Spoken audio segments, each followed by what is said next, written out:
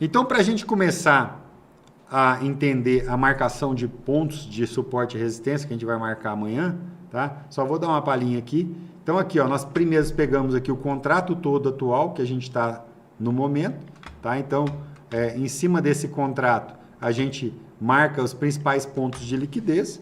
Então, aqui, ó, estou marcando os principais pontos de liquidez, são os melhores suportes e resistência para a gente trabalhar. Em seguida, esses pontos são os pontos de rejeição, que são entradas em cima de rejeição. Então, essa marcação de suporte e resistência aqui, ela funciona muito, porque a gente realmente está marcando suportes e resistência de forma profissional, e não jogando Fibonacci aí, inventando moda com algum tipo de lei natural aí que não funciona no mercado, tá? Segundo, trazendo mais para dentro dos pontos que funcionam mais na abertura, os pontos mais fortes, a gente faz um estudo de ontem e hoje, e aí a gente faz uma marcação forte, né? Então dá para ver, né, que, por exemplo, essa marcação, ó, no dia de hoje, ela trabalhou em cima das zonas de liquidez, né? Trabalha sempre em cima das zonas de liquidez, não dá erro, tá? E já abriu numa zona também, ó. Então, quando você marca direitinho, você sempre vai ter zonas reais aonde o mercado vai trabalhar. Por quê? Porque você está marcando em cima de zonas de liquidez, né? Principal zona de liquidez do contrato, principal ponto de liquidez do contrato. O preço tende a voltar nesse ponto aqui. Ó, hoje ele abriu buscando esse ponto, trabalhou, tendeu a voltar nesse ponto, depois ele trabalhou em cima desse ponto. Então, para você ter pontos realmente operacionais, você tem que marcar os pontos principais aonde o mercado trabalhou e montou muito negócio. Isso é verdadeiro suporte e resistência, tá? Qual a plataforma? Isso aqui é o Profit Pro, tá? A gente só usa o Profit Pro aqui para ensinar câmbio. Para ensinar criptomoedas tem a Vector, para ensinar mercado americano tem o Black Arrow, mas para operar mercado brasileiro, mercado futuro, DOL Pro ou o Profit Pro ou o Profit Ultra. As duas funcionam do mesmo jeito. E as nossas ferramentas rodam em todas elas, tá? Bom, e aqui a gente tem, né, para ir finalizando aqui, que a gente já está há bastante tempo junto aqui. Amanhã nós vamos estar vendo tudo ao vivo, mas ainda temos aí um pouquinho para ver aqui ainda. Deixa eu ver onde eu estou aqui. Tá. Bom, área de trabalho, Work Zone, o que que é isso? Tá, isso é um pouco mais avançado, a gente vai aprendendo ao vivo, mas basicamente a gente tem aqui, ó, a taxa D-1, então aqui é a taxa D-1, tá? Essa linha rosa. Aqui, amarela é o ajuste D-1. E aqui, essa azul é a VWAP, então é a posição D0. Tá? Então a gente começa o dia D0, D-1, D-1.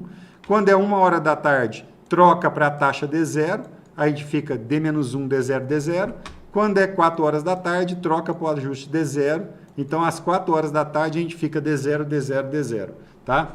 E essa troca aqui toda a gente chama de Work Zone, que é a nossa região de trabalho. Então, o mercado sempre tende a trabalhar dentro do Work Zone e fechar o Work Zone. Quando ele está fechando o Work Zone, enquanto ele está aqui fechando o Work Zone, o leigo está olhando aqui para o preço, tá? Aqui ele está abrindo o Work Zone, o leigo está olhando aqui para o preço. Aí ele vira de lado para fechar o Work Zone e o leigo está olhando para o preço. O mais importante é entender esse metajogo, que o mercado sempre vai tentar encontrar essas médias, que é taxa, ajuste e posição, tá?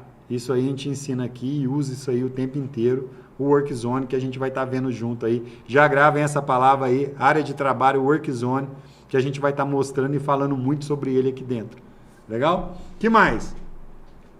Agora, bom, falamos, e agora que nós chegamos na segunda janela aqui, que a gente vai ver amanhã, tá? Que é a janela da ação institucional. Mais ou menos 9h30, né? Não é 9, não existe janela subjetiva, porque essa aqui é uma ação institucional, é uma janela subjetiva. Não existe horário exato para ela. E mesmo nas objetivas, você falar assim, ó, abertura de mercado à vista. É randômico, né? Porque não abre exatamente às 10. Entra em leilão, abre algumas ações, outras não abre.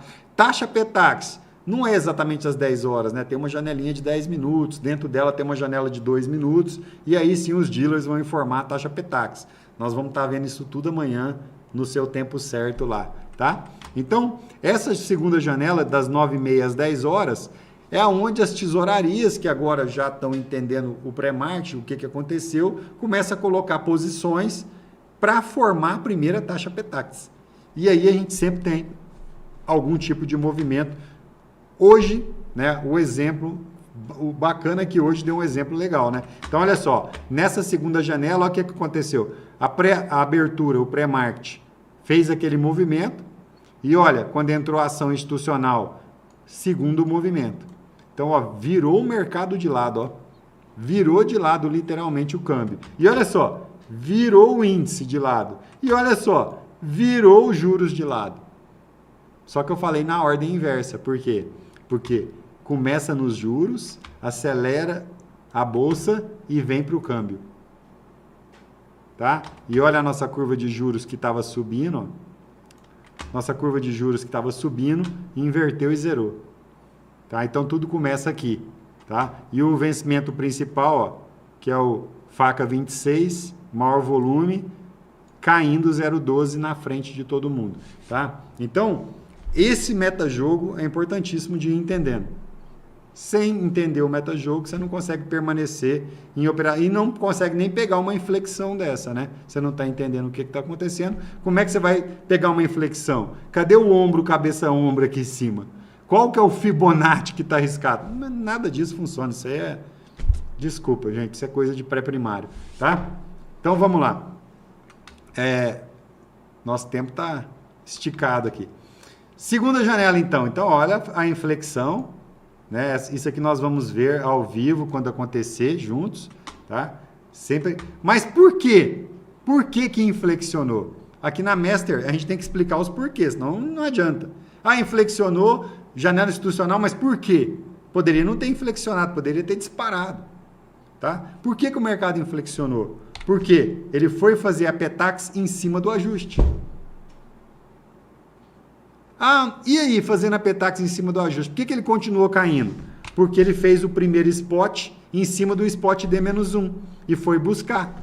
Então, ó, ele virou para fazer a taxa, o amarelo é o ajuste, o rosa é a taxa. Para fazer a taxa junto com o ajuste, fez o spot, foi trabalhar as posições D0, encerrar as posições D0, e como ele conseguiu buscar fácil o spot, o câmbio está fácil de buscar, ele continuou o movimento. Tá? Então, tudo tem explicação, não é por um acaso. Amanhã a aula vai ser pelo YouTube, às 8h30, aqui mesmo, onde vocês estão. Então, nada é por um acaso. Esquece o acaso. Tudo tem uma razão e um porquê.